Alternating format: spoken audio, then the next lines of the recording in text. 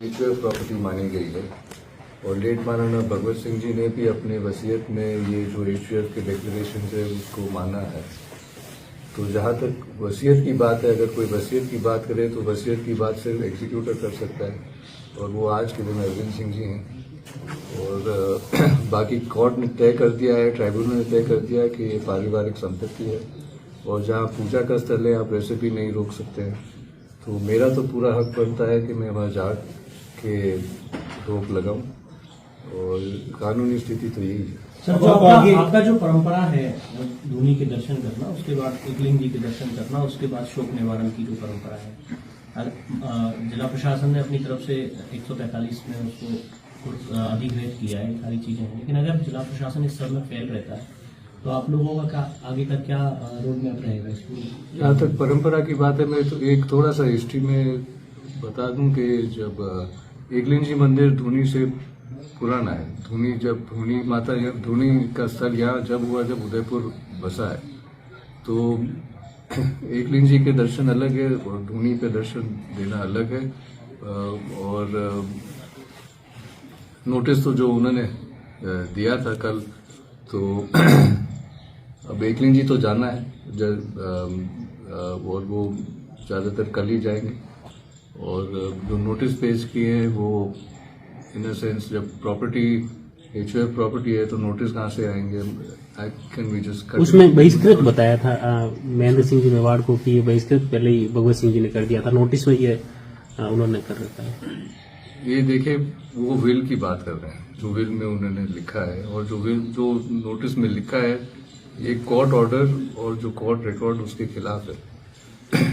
तो इसीलिए आप ये क्रिमिनल ट्रेसपास कैसे हो सकता है जब पूरी संपत्ति HUF प्रॉपर्टी है, मैं परिवार का सदस्य हूँ, तो मेरे तरफ से तो क्रिमिनल ट्रेसपास कैसे हो सकता है? कोई दर्शन दे के वापस आ रहा है, वो क्रिमिनल ट्रेसपास कहाँ से हुआ? एकलिंग जी मंदिर की बात है, आप मंदिर को कैसे बंद कर रहे हैं? और मंदिर में कौन सा क्रिमिनल ट्रेसपास? हम तो दर्शन दे के वापस आएंगे। क्या ये तानाशाही है? किस तरह से मानते हैं? अब तानाशाही है, अगर मैं नहीं कर पाता हूं तो ये तो प्रशासन के फेलियर है। और ऐसे नोटिस पेश करना, और ये जो अखबार वाले ऐसे नोटिस छाप भी लेते हैं कि ये तो एक अंग्रेजी में कहें अब्सर्ड है कि कोई मंदिर में क्रिमिनल ट्रेसपास कैसे कर सकता है? वो तो मंदिर में तो दर्शन के लिए ही जाएंगे। दर्शन को लेके आपका क्या रुख रहेगा? क्योंकि कई धूनी दर्शन को लेके आपका क्या रुख रहेगा? और कई जगह पे लग रहा है कि समर्थक अब उदयपुर की तरफ आ सकते हैं। कानून व्यवस्था को लेके आप क्या मैसेज देना चाहेंगे? आगे का पूरा रुख क्या योजना है? कानून व्यवस्था के लिए मैं एक बात तो जरूर कहना चाहता हूं कि एक तो मैं सबको धन्यवाद देता हूं कि आप सब लोग ने मुझे साथ दिया और मुझे खुशी है कि मेवाड़ के लोग गलत चीज के खिलाफ आवाज उठा रहे हैं। लेकिन आवाज उठानी है, लेकिन कानून को अपने हाथ में नहीं लेना है, वो तो मैं स्पष्ट कर देता हूं।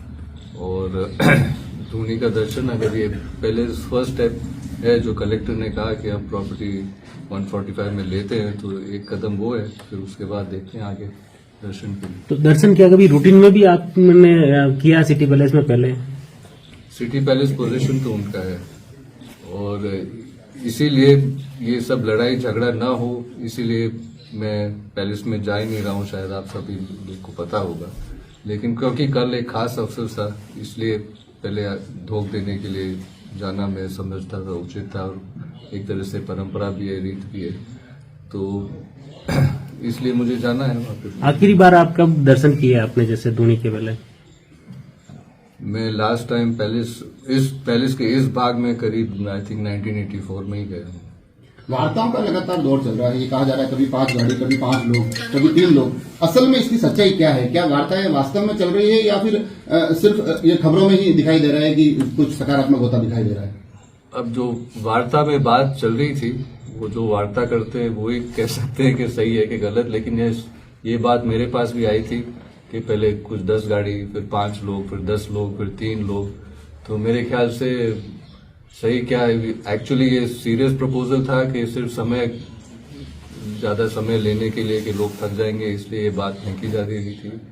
वो सच क्या है तो वो मैं नहीं कह सकता। आज कोई समर्थकों के साथ में बैठक वगैरह का कोई दौर है? अभी कुछ लोग कहीं से चारों तरफ से मेवाड़ के अलग अलग इलाकों से आ रहे हैं, सब आगे का आह्वान किया हुआ है कुछ आने का? आगे का आह्वान तो नहीं है, जो लोग आ रहे हैं उनके अपने दिल से आ रहे हैं, मन से आ रहे हैं, और जो आएंगे तो सबसे पहले यही है कि जो कल तय हुआ था रात को, कलेक्टर ने ऑर्डर ये 145 का है, उस पर वो कायम रहे और आगे कार्रवाई करे। और एक चीज ये भी है कि जैसे मैंने पहले कहा कि जब भी आप बिल की बात करें और बात चल रही थी तो किसके साथ बात चल रही है, क्योंकि अगर कोई भी अपना हक बिल के थ्रू मांगता है या बिल की बात होती है तो वो एग्जीक्यूटर ही है। आज तक एग्जीक्यूटर तो सामने आया नहीं, किसी और से बात हो रही है, तो अब तो इसलिए ये भी एक प्रश्न तो उठता है। आप दर्शन करने जब जाएंगे धोनी के, तो क्या अकेले जाएंगे या जो जितने भी राव उमराव है उस हिसाब से जाएंगे? क्या आपकी क्या योजना है? देखिए, ये एक परिवार में पूज्य स्थल है, तो मैं तो अकेला भी जा सकता हूँ, परिवार के साथ भी जा सकता हूँ, जो हमारे साथ पीढ़ियों तक जुड़े हुए हैं उनके साथ भी जा सकता हूँ, और ये शांतिपूर्वक भोग देने के लिए जाना है। तो इसलिए इसमें कोई पाबंदी नहीं होनी चाहिए, और जैसे वह समय हो, अगर लोग साथ में हैं तो कुछ लोग साथ में जाएंगे। वैसे स्थल है तो कोई भीड़ तो लेके नहीं जाएगा, लेकिन जो जितने भी लोग साथ में हैं वो जाना चाहिए। मेवाड़ राज परिवार के साथ साथ आप स्वयं विधायक हैं, आपकी पत्नी सांसद हैं, इतने सक्षम पदों पर आपकी सरकार होते हुए भी अगर प्रशासन इस प्रकार से पंगु दिखाई दे रहा, तो क्या आपको लगता है कि इसके पीछे कहीं कोई ऊपर खाने से दबाव की राजनीति खेली जा रही है? अब ये जो प्रशासन ने कल जो ढील बताई है, मैं तो यही वर्ड यूज करूंगा, ढील बताई है। और अगर ये बताते रहते हैं तो ऐसे जैसे आपने प्रश्न पूछा है, ये ऐसे प्रश्न तो जरूर उठेंगे। एक सवाल ये था सर कि वो कलेक्टर के नोटिस के खिलाफ कोर्ट में जाने के प्लान बना रहे हैं, तो ये अगर कोर्ट से स्टे आ जाता है तो मामला लंबा खिंच जाएगा। अब ये तो इन द सेंस दुर्भाग्यपूर्ण है कि जब कोर्ट में मामला जाता है वो लंबा खींच ही जाता है, लेकिन कोर्ट का रास्ता तो सबके लिए खुला है, तो अगर वो जाएंगे तो जाएंगे। जैसा कि आप कह रहे हैं कि आप लगातार किसी विवाद से बचने के लिए उस दर्शन से दूर रहे, मगर आज की भी परंपरा का हिस्सा है, इसलिए वहां जाना जरूरी है। तो इस मीडिया के माध्यम से भी आप दूसरे पक्ष से ऐसी कुछ अपील करना चाहेंगे कि परिवार एक है, परंपराओं का निर्वहन सभी की जिम्मेदारी है, तो मीडिया के माध्यम से भी आप दूसरे पक्ष से कुछ बात करना चाहेंगे? मीडिया के पक्ष में मैं कह देता हूं कि पहले सुप्रीम कोर्ट ने कुछ साल पहले आदेश दिया था कि आप मीडिएशन के जरिए आप अपनी बातें स्पष्ट कर दें, मतलब सुलझा दें। तो ये कुछ महीने उसमें भी चले गए, लेकिन उस मीडिएशन में भी कुछ नतीजा नहीं निकला है। और तो अभी उसके आगे जब रूबरू बात हुई थी और तब भी कुछ अंडरस्टैंडिंग नहीं हो पाई, और मेरे ख्याल से एक मुख्य कारण था कि दूसरे पक्ष कह रहे थे कि जो लेट मारना साहब है, हम उनको लेट मारना साहब मानते ही नहीं। तो अब अगर किसी का वो रुख हो तो उसके साथ वो क्या बात करें फिर उसके आगे।